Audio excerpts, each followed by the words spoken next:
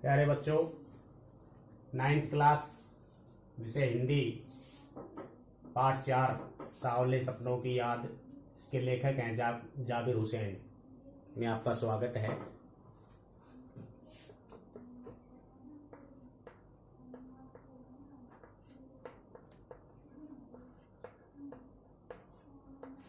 ये जो पाठ है सांवले सपनों की याद, ये एक निबंध रूप में पाठ है।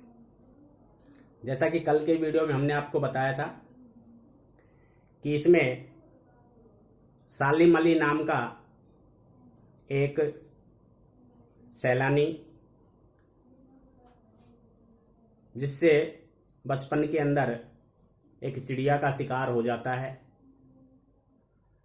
और उसके बाद में उसने अपने आप को इतना परिवर्तित कर लिया कि उसने सारी जिंदगी जानवरों का, पक्षियों का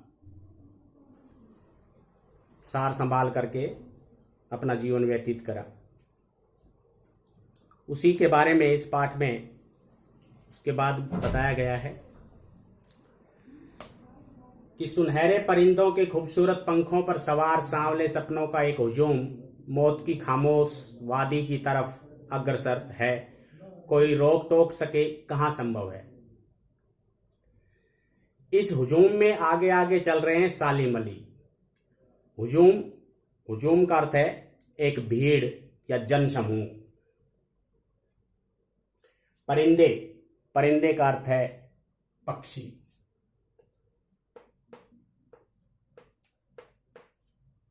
परिंदों का अर्थ है पक्षी।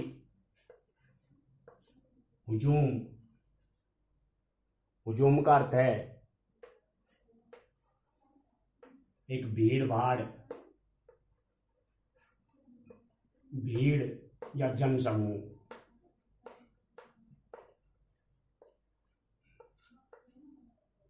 भीड़ या जनसमूह। मौत की खामोश वादी। खामोश का अर्थ है शांत।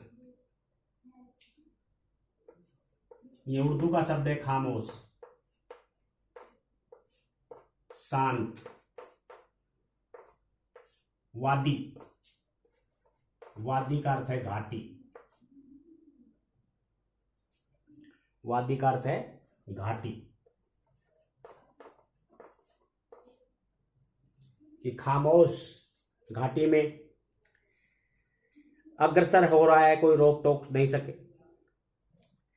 इस हुजूम में आगे आगे चल रहे हैं सालिम अली। अपने कंधों पर सैलानियों की तरह अपने अंतहीन सफर का बोझ उठाए, लेकिन यह सफर पिछले तमाम सफरों से भिन्न है। भीड़ भाड़ की जिंदगी और तनाव के माहौल से सालिम अली का यह आखिरी पलायन है। अब तो वह उस वन पक्षी की तरह प्रकृति में विलीन हो रहे हैं जो जिंदगी का आखिरी गीत गाने के बाद मौत की गोद में जा बसा हो। कोई अपने जिस्म की हरारत और दिल की धड़कन देकर भी उसे लौटाना चाहे तो वह पक्षी अपने सपनों के गीत दोबारा कैसे गा सकेगा। देखिए, पलायन का अर्थ है चले जाना। पलायन।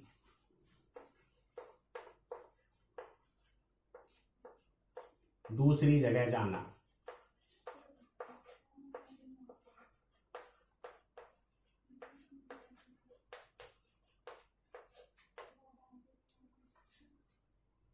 मुझे नहीं लगता कि कोई सोए हुए पक्षी को जगाना चाहेगा। वर्षों पूर्व खुद सालिम अली ने कहा था कि लोग पक्षियों को आदमी की नजर से देखना चाहते हैं, वह उनकी भूल है। ठीक उसी तरह जैसे जंगलों और पहाड़ों, झरनों और आबशारों को वो प्रकृति की नजर से नहीं, आदमी की नजर से देखने को उत्सुक रहते हैं। आबशारों का अर्थ है झरने। आबशारों।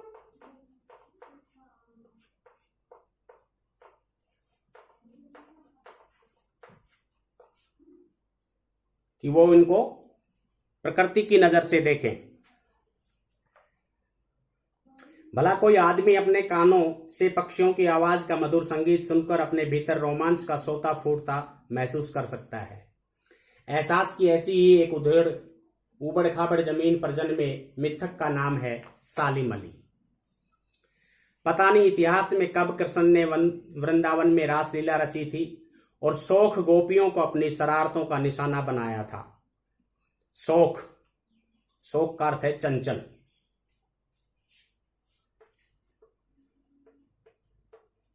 शौक,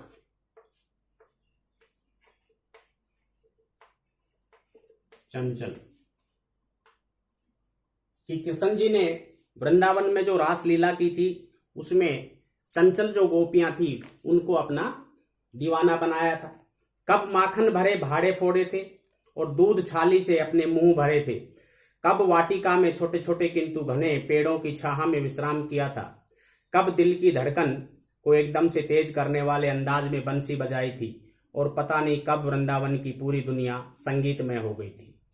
पता नहीं यह सब कब हुआ था, लेकिन कोई आज भी वृंदावन जाए तो नदी का जो सांवला पानी उसे पूरे घटनाक्रम की याद दिला देगा। हर सुबह सूरज निकलने से पहले जब पतली गलियों से उत्साह भरी भीड़ नदी की ओर बढ़ती है तो लगता है जैसे उस भीड़ को चीरकर अचानक कोई सामने आएगा और बंसी की आवाज पर सब किसी के कदम थम जाएंगे। हर शाम सूरज ढलने से पहले जब वाटिका का माली सैलानियों को हिदायत देगा तो लगता है जैसे सब कुछ ही क्षणों में वो कहीं से अटपकेगा और संगीत का जादू वाटिका के भरे पूरे माहौल पर छा जाएगा। वृंदावन कभी कृष्ण की बांसुरी के जादू से खाली हुआ है क्या? मिथकों की दुनिया में इस सवाल का जवाब तलाश करने से पहले एक कमजोर काया वाले उस व्यक्ति पर नजर डाली जाए जिसे हम सालिम अली के नाम से जानते हैं। मिथकों का अर्थ है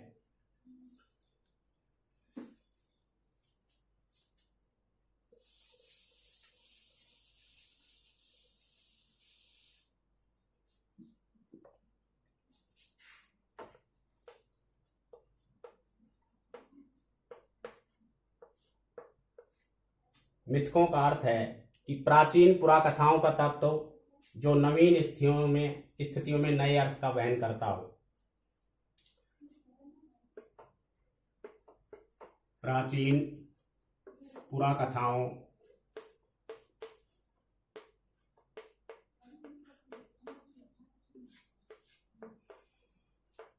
का तत्व जो नवीन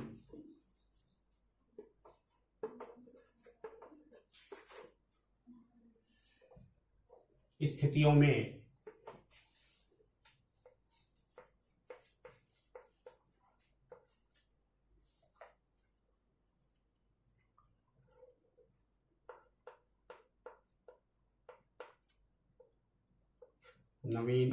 में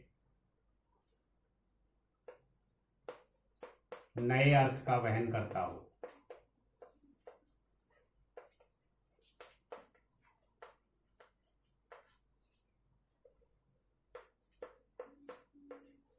यह है मिथक। वैसे मिथक का अर्थ झूठा भी होता है। तो ऐसे माहौल में सालिम अली के नाम से हम उसे जानते हैं। उम्र को सती तक पहुंचने में थोड़े ही दिन तो बचे रहे थे। सती का अर्थ है शताब्दी, यानी 100 वर्षों का समय। संभव है लंबी यात्राओं की थकान ने उनके शरीर को कमजोर कर दिया था। कैंसर जैसी जानलेवा बीमारी उनकी मौत का कारण बनी हो, लेकिन अंतिम समय तक मौत उनकी आंखों से वह रोशनी छीनने में सफल नहीं हुई जो पक्षियों की तलाश और उनकी हिफाजत के प्रति समर्पित थी। हिफाजत, उनकी रक्षा करना। सालिम अली की आंखों पर चढ़ी दूरबीन उनकी मौत के बाद ही तो उतरी थी। उन जैसा वर्ड वाचर शायद ही कोई हुआ हो। वर्ड वाचर, ये अंग्रेजी का शब्द है, वर्ड वाचर।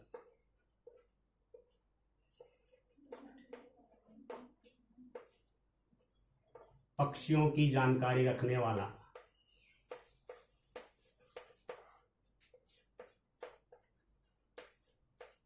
पक्षियों की जानकारी रखने वाला या उन्हें देखने वाला। ये है वर्ड वाचर। शायद कोई ऐसा ही हुआ हो, लेकिन एकांत क्षणों में सालिम अली बिना दूरबीन भी देखे गए हैं। दूर दूर तक, क्षितिज तक फैली जमीन और झुके आसमान को छूने वाली उनकी नजरों में कुछ कुछ वैसा ही जादू था जो प्रकृति का अपने घेरे में बांध लेता है। क्षितिज वह स्थान जहां पृथ्वी और आकाश दोनों मिलते हुए नजर आते हों, यानी दूर दूर तक। सालिम अली उन लोगों में से थे जो प्रकृति के प्रभाव में आने की बजाय प्रकृति को अपने प्रभाव में लाने के कायल होते हैं। उनके लिए प्रकृति में हर तरफ एक हंसती खेलती रहस्य भरी दुनिया पसरी थी। यह दुनिया उन्होंने बड़ी मेहनत से अपने लिए गढ़ी थी। इसके गढ़ने में उनकी जीवन साथी तहमीना ने काफी मदद पहुंचाई थी। तहमीना स्कूल के दिनों में उनकी सहपाठी रही थी। लंबे रोमांचकारी जीवन में ढेर सारे अनुभवों के मालिक सालिम अली एक दिन केरल की साइलेंट वैली को रेगिस्तानी हवा के झोंकों से बचाने का अनुरोध लेकर चौधरी चरण सिंह से मिले थे। वे प्रधानमंत्री थे। चौधरी साहब गांव की मिट्टी पर पड़ने वाली पानी की पहली बूंद का असर जानने वाले नेता थे। पर्यावरण के संभावित खतरों का जो चित्र सालिम अली ने उनके सामने रखा, उसने उनकी आंखें नम कर दी थी। जब सालिम अली नहीं है, चौधरी साहब भी नहीं है, कौन बचा है जो अब सौंधी माटी पर उगी फसलों के बीच एक नए भारत की नींव रखने का संकल्प लेगा? कौन बचा है जो अब हिमालय और लद्दाख की बर्फीली जमीनों पर जीने वाले पक्षियों की वकालत करेगा?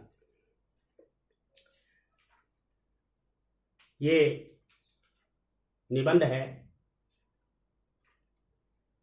सांवले सपनों की याद, जो कि प्रकृति में जो जीव जंतु हैं, जो पक्षी हैं, उनकी रक्षार्थ हेतु, उन्हें बचाने के लिए इसमें जो कठिन शब्दार्थ आए थे वो मैंने आपको यहाँ पे नोट करवा दिए हैं, लिखवा दिए हैं।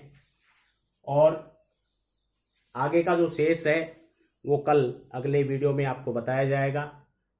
धन्यवाद।